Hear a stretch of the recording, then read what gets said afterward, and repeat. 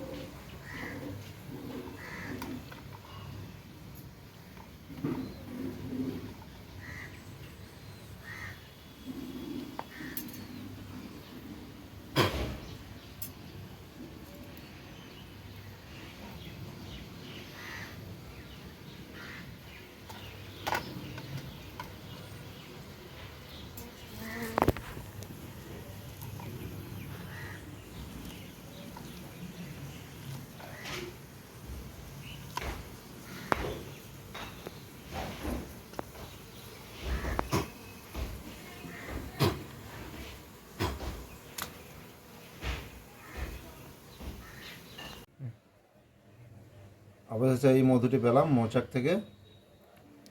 এটা ছোট মৌমাছির মৌচাক, এই জন্য মধুটা কম হয়েছে। আর এখন ফুলের সিজন নেই, এই জন্য মধু কম হয়েছে। এখানে প্রায় 200 গ্রামের মতো হয়েছে।